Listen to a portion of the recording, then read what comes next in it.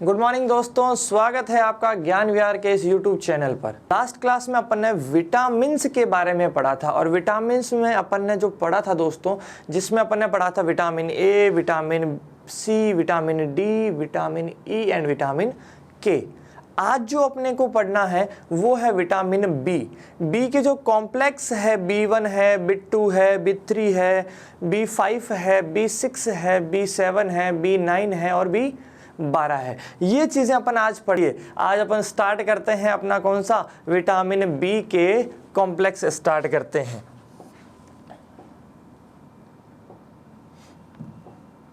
चलिए स्टार्ट करते हैं अपन किससे? विटामिन B1 से स्टार्ट करते हैं।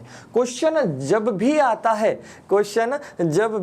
है तो वो सीधा यही पूछता है कि विटामिन बी का रासायनिक नाम क्या है। विटामिन बी का रासायनिक नाम क्या है? तो देखिए विटामिन बी का जो रासायनिक नाम है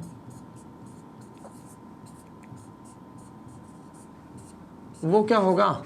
इसको थियामिन भी कहते हैं, थायमिन भी कहते हैं। ध्यान रखना, इसको थियामिन भी कहते हैं, इसको थायमिन भी कहते हैं। उसके बाद आता है इससे होने वाला, इसकी कमी से होने वाला दोस्तों रोग क्या होगा? क्या होगा? इसकी कमी से होने वाला रोग क्या हो सकता है?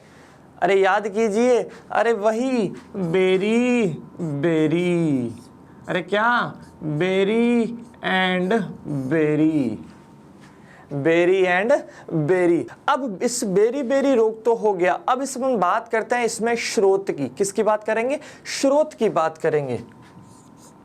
स्रोत कह सकते हैं इसको या स्रोत कह सकते हैं इसको। तो स्रोत क्या होगा?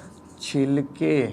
अरे छिलके नहीं, पूरा पढ़ना, छिलके वाले अनाज।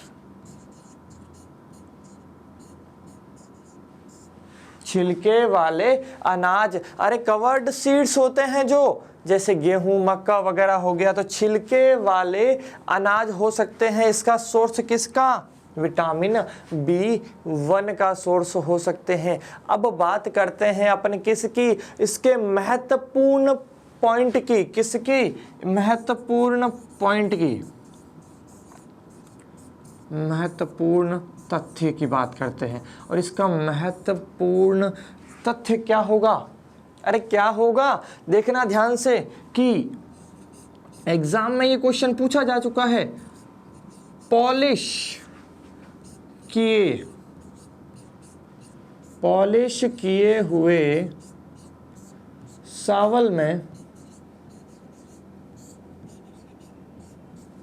पॉलिश किए हुए चावल में विटामिन B1 नष्ट हो जाता है।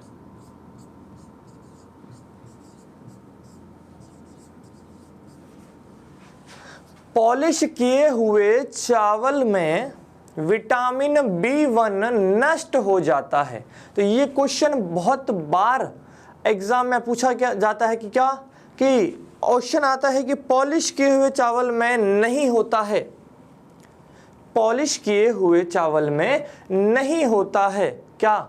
B1, B2, B3, B5। तो अपना आंसर क्या जाना चाहिए दोस्तों? B1 जाना चाहिए, क्योंकि पॉलिश करने पर, चावलों पर पॉलिश करने पर सबसे पहले कौन सा विटामिन खत्म हो जाता है?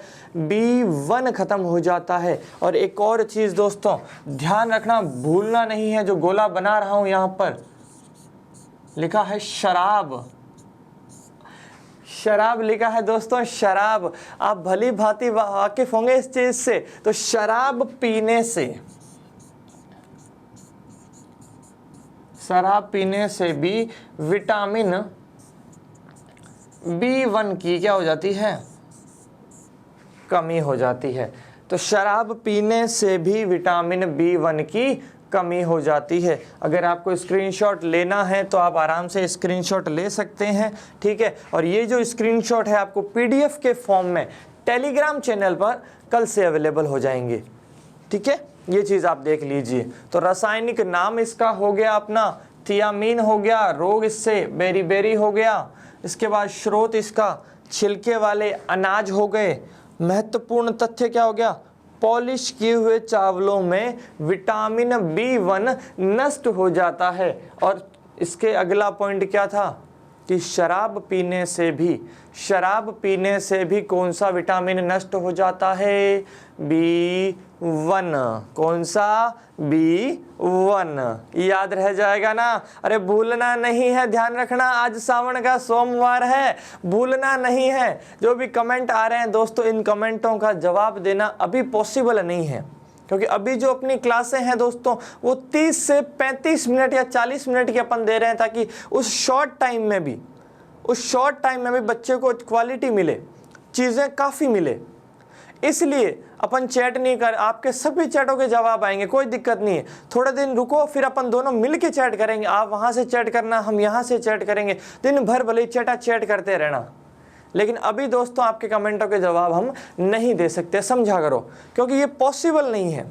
ठीक है, अभी जो हम पढ़ रहे हैं ये चीज़ें 35 से 40 मिनट में अगर आपका 1 से 2 क्वेश्चन भी कवर करती है दोस्तों, तो ये आपको एग्ज़ाम में बहुत फ़ायदा देगी।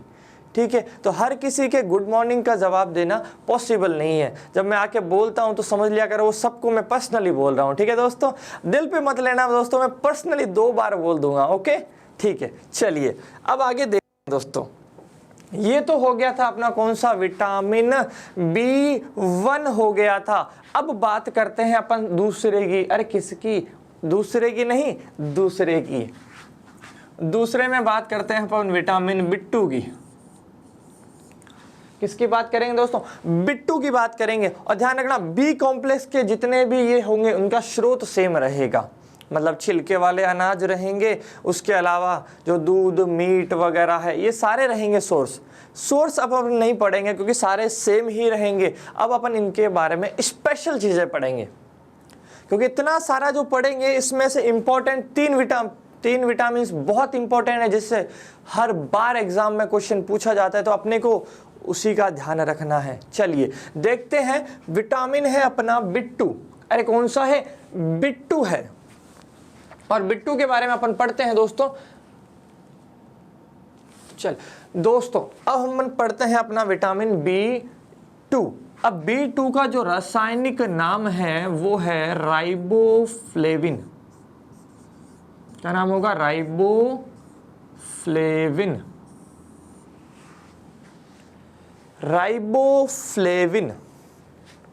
और इसकी कमी से जो रोग हो रहा है वो होता है होठों का फटना। अरे फाटना नहीं, होठों का फटना। क्या होगा, होठों का फटना। इसको चिलोसिस भी कहते हैं। क्या कह सकते हैं अपन इसको, चिलोसिस। होठों का जो फटना होता है, या इसका कॉमन नेम दिया गया है क्या, चिलोसिस। क्या दिया गया है, चिलोसिस दिया गया है, ध्यान रहेगा।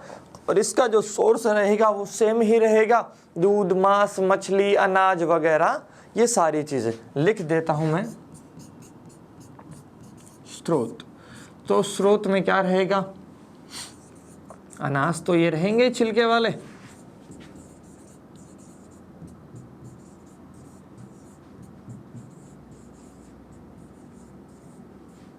सभी रहेगा इसका। ठीक है, ये चीजें। तो विटामिन B2 से इसका रासायनिक नाम याद रखना क्या हो जाएगा, राइबोफ्लेविन।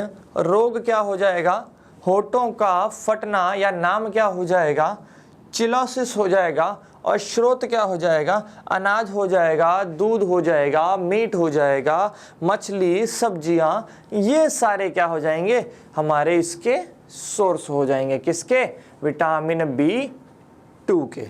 चलिए लिख लिया होगा आप लोगों ने दोस्तों, लिखते रहिएगा, भले आप शॉर्ट में लिखे, डिटेल में नहीं लिखे। सिर्फ स्क्रीनशॉट लेने से बाद में आप पढ़ोगे नहीं, एक बार साथ में रफ में फटाफट साथ में लिखते रहिएगा, क्योंकि लिखी हुई चीज़ें अक्सर दिमाग में बैठ जाती है। आपने किसी ना किसी को कुछ ना कुछ तो लिखा ही होगा, और वो अभी तक आपको याद रहता है, कहाँ पढ़ा है, कब दिया था, टाइम क्या था, सेकंड क्या था। अगर ये सारी चीज़ें याद है तो ये विटामिन भी कहीं नहीं जाएगा आपका। ठीक है, चलिए अपन आगे चलते हैं, आगे की तरफ बढ़ते हैं। ये आपने लिख लिया होगा या कैप्चर कर लिया होगा या पढ़ पढ़ लिया होगा। ठीक है, ये अपन आगे आ गए हैं और ये ध्यान रखना, अब जो विटामिन लिख रहा हूँ वो बहुत इम्पोर्टेंट है। अब जो विटामिन लिख रहा हूँ वो बहुत ज़्यादा इम्पोर्टेंट है। विटामिन B3, कौन सा? अरे विटामिन B3। और इस B3 का जो रासायनिक नाम है आपको थोड़ा सा ध्यान रखना है। क्या इसका रासायनिक नाम होता है? नियासिन। अरे कौन सा सीन? B3 ने सीन बनाया, कौन सा? निया, नया सीन बनाया तो नियासिन। किसका नाम होगा? अरे B3 का नाम होगा। चलिए अब देखते हैं इससे होने वाला, इसकी कमी से होने वाला रोग बात करते हैं। किसकी बात करेंगे? रोग की बात करते हैं और इसके रोग का नाम है पेलेग्रा। अरे क्या नाम है इसका? पेलेग्रा कहते हैं। बहुत ही ज़्यादा घातक त्वचा संबंधी रोग है। कौन सा? पेलेग्रा। और एग्जाम में जो क्वेश्चन पूछा गया था उसका ध्यान रखना, जहन में बिठा लेना। क्या क्वेश्चन था? कि पेलेग्रा का एक और नाम है 4D। क्या नाम है? 4D रोग भी कहते हैं। किसको? पेलेग्रा को। किसको बोलेंगे? पेलेग्रा को। कौन सा रोग बोलते हैं? 4D रोग कहते हैं। 4D में इन चारों D का मतलब ध्यान रखना, भूलना नहीं है। मैं भूलने नहीं दूंगा दोस्तों आपको। अरे जब चीज़ों को भूलना ही है तो याद क्यों करना? तो इसलिए भूलने तो मैं दूंगा ही नहीं दोस्तों, बने रहिए। अब देखिए अपन देखते हैं इन चारों D का मतलब क्या होगा। फर्स्ट D का मतलब है डायरिया। फर्स्ट D का मतलब क्या होगा? डायरिया। दूसरे D का मतलब डिमेंशिया। अरे दूसरे D का मतलब डिमेंशिया। तीसरे D का मतलब डर्मेटाइटिस। तीसरे D का मतलब डर्मेटाइटिस। एंड चौथे, इस चौथे एरो को थोड़ा आगे जॉइंट कर देते हैं और इस चौथे D का मतलब होगा डेथ। इस चौथे D का मतलब क्या होगा? डेथ। अब ध्यान से सुनना, तो 4D रोग इसलिए कहते हैं कि जब ये पेलेग्रा रोग होगा तो इससे क्या होगा? ये चार बीमारियां आपको एक साथ में गिफ्ट में मिलेगी। क्या होगा? ये चार बीमारियां आपको एक साथ गिफ्ट में मिलेगी। पहला है डायरिया, जिसको अपन बोलते हैं दस्त वगैरह लगना। सिंपली क्या बोलेंगे इसको अपन? दस्त वगैरह लगना। किसको? पेलेग्रा को। अब दूसरा है डिमेंशिया। वर्ड जो डिमेंशिया है इसका जो लिंक होता है वो अपने मेमोरी से होता है, याददाश्त से होता है। याददाश्त कमजोर हो जाना, याददाश्त कमजोर हो जाना क्या है? डिमेंशिया। तीसरा वर्ड है डर्मेटाइटस। क्या होगा? डर्मेटाइटस। ये डर्मा जो वर्ड आ रहा है, ये जो डर्मा वर्ड आ रहा है, ये डर्मा वर्ड आता है त्वचा के लिए। अरे किसके लिए?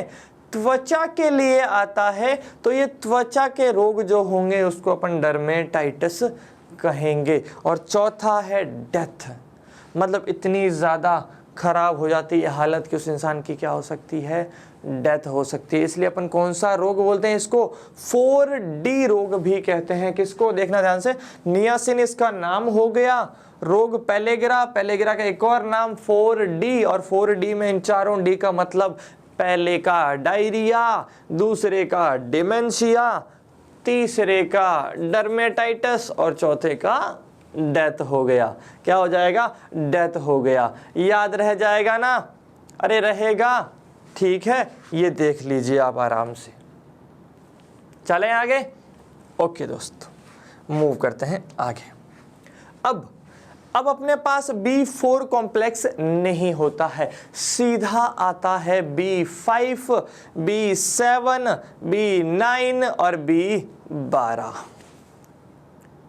ठीक है, अब अपन सबसे पहले पढ़ते चलते हैं स्टार्टिंग से। B12 को सबसे पहले पढ़ेंगे क्योंकि ये इंपॉर्टेंट है। B12 को सबसे पहले पढ़ेंगे क्योंकि एग्जाम में question most of the chance अगर पूछा बी से तो वो सबसे पहले प्रायोरिटी देगा किसको, B12 को। तो B12 का जो रासायनिक नाम है वो है साइनो कोबाल अमीन। क्या होगा, साइनो कोबाल अमीन होगा। और इसके कमी से जो रोग होता है उस रोग का नाम है परनेशियस एनीमिया।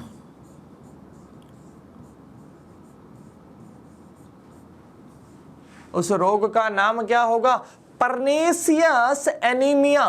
परनेशियस वर्ड का मतलब होता है घातक। क्या होगा, घातक होता है, फैटल हो सकता है, डेडली हो सकता है। तो परनेशियस एनीमिया, अरे एनीमिया, एनीमिया मतलब कमी हो जाना, किसकी कमी हो जाना, आरबीसी की कमी हो जाना, या सिंपल लैंग्वेज में अपनी भाषा में बोला जाए तो खून की कमी हो जाना। तो खून की कमी हो जाने को अपन क्या बोलते हैं, एनीमिया बोलते हैं। अब देखिएगा, अब अपन बात करते हैं स्रोत की।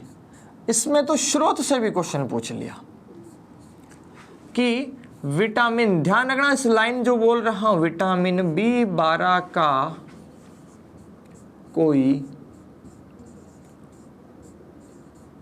पादप उत्पाद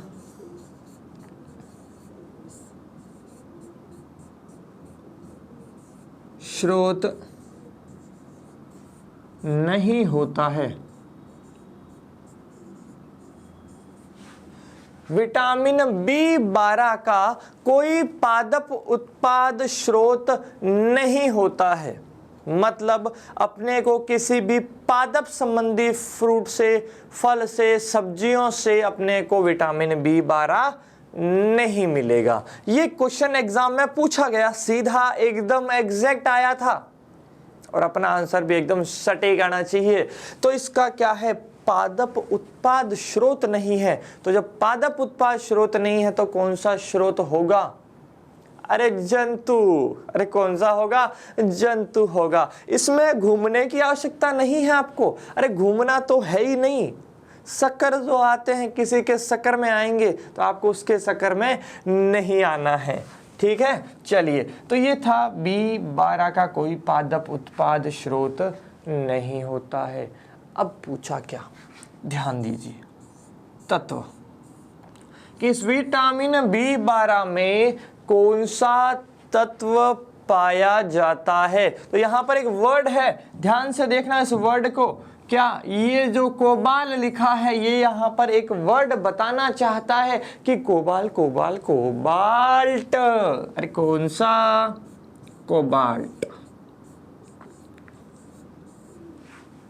कौन सा, कोबाल्ट। तो ये क्वेश्चन भी पूछा गया था कि विटामिन B12 में कौन सा तत्व पाया जाता है, कोबाल्ट पाया जाता है। क्या पाया जाता है, कोबाल्ट पाया जाता है। तो ये बहुत इंपॉर्टेंट है। इसका रासायनिक नाम भी काफ़ी बार पूछा गया है, रोग भी काफ़ी बार पूछा गया है, और स्रोत तो है ही पता अपने को, और तत्व कौन सा है, कोबाल्ट है। अरे कौन सा है, कोबाल्ट है। तो ये है आपके विटामिन B12।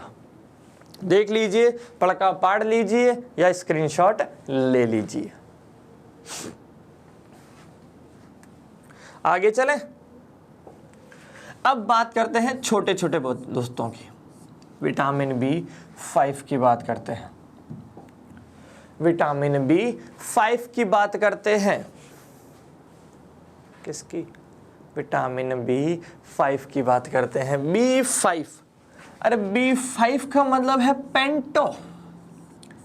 अरे पेंट वर्ड आता है पौंस के लिए, अरे किसके लिए, पौंच के लिए, पेंटोथेनिक,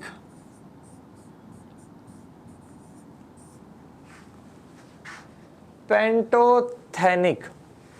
तो B5 पेंटोथेनिक। अब इससे जो रोग होता है ध्यान रखना, उसका नाम है बर्निंग फुट।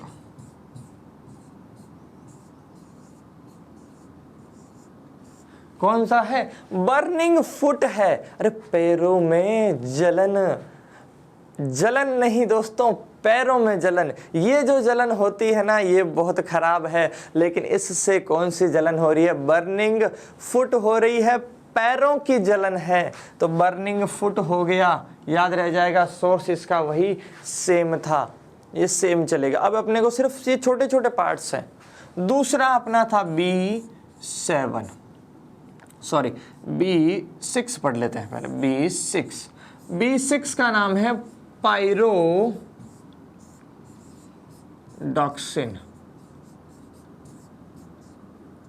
क्या है, पायरोडॉक्सिन है। और पायरोडॉक्सिन से सिंपल ध्यान रखना, एनीमिया। कौन सा ध्यान रखोगे, सिंपल एनीमिया रोग याद रखोगे। ये जो कॉम्प्लेक्स होते हैं, B5 है, B6 है, B9 है, B12 है, इनमें कॉमन टर्म आएगी आपके एनीमिया। तो B6 का क्या हो गया, एनीमिया। उसके बाद B7 बायोटीन, बालों का झड़ना। अरे किसका झड़ना, बालों का झड़ना, बालों का झड़ना, बायोटीन, बालों का झड़ना। चलिए अब लास्ट बात कर लेते हैं B9। इसका नाम होता है फॉलिक अम्ल, फॉलिक अम्ल। ये हो जाएगा आपके मुंह के छाले।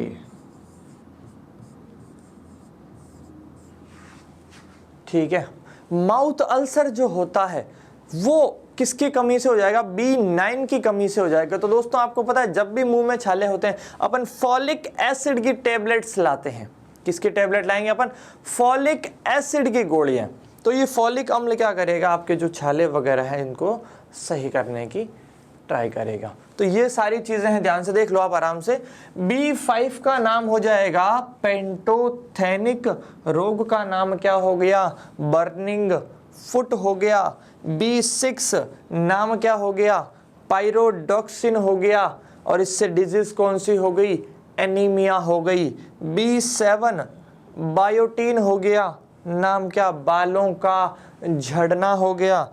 B9 फॉलिक अम्ल, क्या हो गया, मुंह के छाले। याद रहेगा। तो ये थे दोस्तों हमारे विटामिन्स। ये सारे विटामिन्स के कॉम्प्लेक्स है। अब इसमें आपको अगर एग्जाम के पॉइंट ऑफ व्यू से मोस्ट इंपॉर्टेंट याद रखना है तो B12 B3 याद रखना। ये दो बहुत है, क्योंकि उससे जो रोग हो रहा था वो पेलेग्रा बहुत इंपॉर्टेंट था, और दूसरा जो B12 से जो रोग हो रहा था एनीमिया, कौन सा, पर्नेशियस एनीमिया, वो भी बहुत ज़्यादा क्या था, घातक था। तो ये सारे थे अपने क्या, किसके कॉम्प्लेक्स, ये सारे दोस्तों अपने कॉम्प्लेक्स थे बी के। कल 5 पढ़े थे, आज ये बाकी के अपन ने पढ़ लिए। यहीं पर समाप्त होता है अपना कौन सा टॉपिक, विटामिन टॉपिक। अब लास्ट में अपन जो अल्प अवयव थे, अल्प संख्या में जो मिलते थे, जिनकी ज़रूरत हमारे शरीर में होती है, उन 2-3 की बात अपन कर लेते हैं। सारे तो बात कर नहीं सकते क्योंकि आवर्त सारणी बहुत लंबी है, अरे कतार बहुत लंबी है, आपको सबसे आगे जाना है तो कुछ तो करना पड़ेगा ना। चलिए देखते हैं तत्वों के बारे में। तो अपन सबसे पहले जो तत्व की बात करेंगे वो अपन करते हैं Fe। किस तत्व की बात करेंगे सबसे पहले, Fe की बात करेंगे। अरे Fe, अरे लोहा, किसकी बात करेंगे, लोहा, अरे लोहे की बात करेंगे। लोहे की।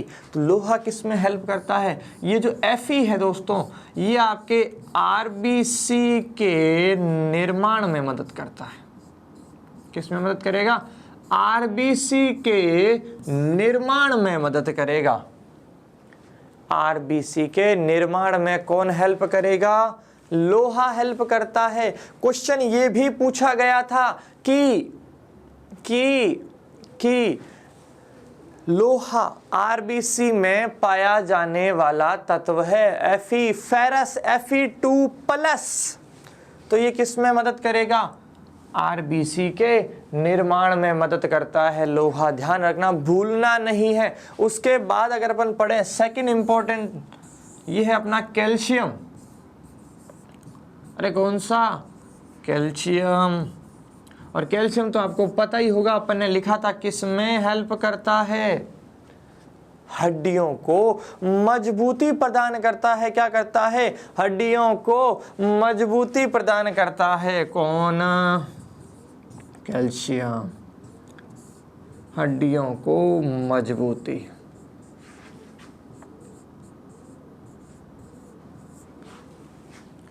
तो हड्डियों को मजबूती प्रदान करने का काम किसका होगा? कैल्शियम का होगा। याद रहेगा ना, भूलना नहीं है दोस्तों, ध्यान रखना। तो लोहा क्या करेगा? आरबीसी के निर्माण में मदद करेगा। Ca कैल्शियम हड्डियों के को मजबूती प्रदान करेगा। उसके बाद बात आती है कि और भी तत्व हैं, वो सारे क्या कर रहेंगे? जैविक क्रियाओं को कंप्लीट करने में हमारी मदद करते रहेंगे। आपको जो याद रखना है, इन दो का इंपॉर्टेंट याद रखना। और सबका आधार, सभी पोषक तत्वों का जो आधार है, सभी पोषक तत्वों का जो आधार है वो है हमारा जल। वो है हमारा जल। याद रहेगा ना। तो जल होता कितना है हमारे शरीर में? 65 to 70% तो क्या होगा? पानी ही होगा। क्या होगा? पानी ही होगा। याद रह जाएगा ना। चलिए अब आपको कुछ इंपॉर्टेंट पॉइंट्स लिखा देता हूं एज अ समरी। समरी का मतलब है एग्जाम में ये क्वेश्चंस डायरेक्ट पूछे गए हैं कहीं ना कहीं पर, जो आपके काम आ सकते हैं। बताता हूं कौन से क्वेश्चन है जो विटामिन्स पोषक तत्वों में से पूछे गए थे। आपको सिर्फ उनको याद रखना है, स्क्रीनशॉट ले लेना। बार बार नहीं कहूंगा दोस्तों, एक बार फोटो की इजाजत दे दी। अरे इजाजत हर कोई नहीं देता है, ध्यान रखना, लेनी पड़ती है फोटो। ठीक है, चलिए अपन देखते हैं क्या इंपॉर्टेंट चीजें हैं। अब बात करते हैं, बहुत इंपॉर्टेंट, याद रखना क्वेश्चन आते हैं एग्जाम में। पृथ्वी पर सबसे अधिक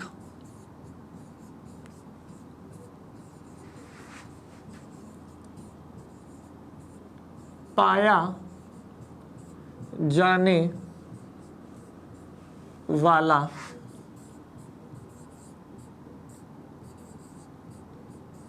कार्बनिक पदार्थ। आप अपना आंसर लिखते रहिए, मैं चारों क्वेश्चंस पहले लिख देता हूं, फिर मैं आंसर बताऊंगा सारा। आप कमेंट बॉक्स में आंसर लिखते रहिए। मैं देख रहा हूं कौन कौन कमेंट कर रहा है, कौन कौन आंसर दे रहा है। ध्यान रखना, आंसर तो देना ही है सबको, आंसर देना है दोस्तों। उसी से पता चलेगा कि आपको कुछ समझ में आया या नहीं आया। नंबर 2 क्वेश्चन, पृथ्वी पर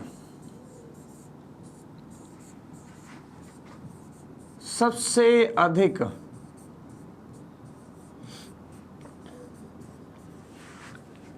पाया जाने वाला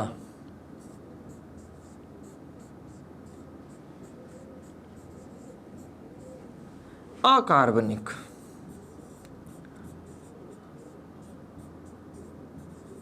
पहले में कार्बनिक पूछा है, दूसरे में अकार्बनिक पूछा है। नंबर 3 क्वेश्चन, मानव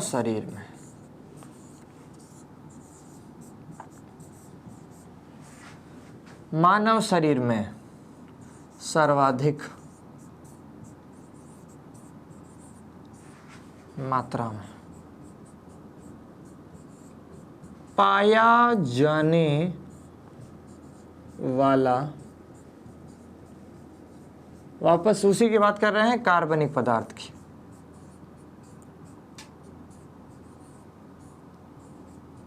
ठीक है, ये 3 ही देख लेते हैं अपने, इसमें इतना ही आ पाएगा अपने।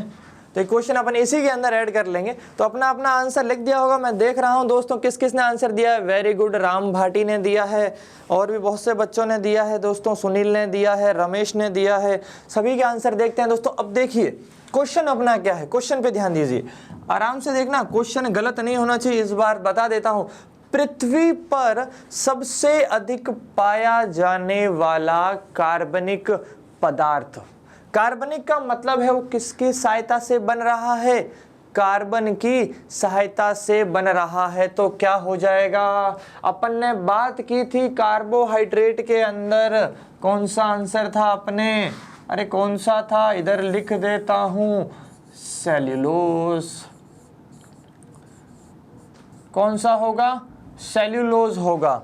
ठीक है, दूसरा इंपॉर्टेंट चीज देखिए, पृथ्वी पर सबसे अधिक पाया जाने वाला अकार्बनिक पदार्थ, तो इसमें अपना आंसर क्या होगा, बहुत से बच्चों का आंसर सही आया है H2O, और तीसरे में कुछ बच्चों ने गलत जवाब दिया है, उन्होंने सोचा कि क्वेश्चन सर ने रिपीट कर दिया है। अरे रिपीट नहीं किया है, क्वेश्चन मानव शरीर का आ गया है, पृथ्वी और शरीर में फर्क है, तो यहाँ पर जो होगा वो क्या होगा, प्रोटीन होगा। क्या होगा, प्रोटीन होगा। तो तीनों आंसर ध्यान रखना, आराम से इसका स्क्रीनशॉट ले लीजिए, ये क्वेश्चन आपका गलत नहीं होना चाहिए।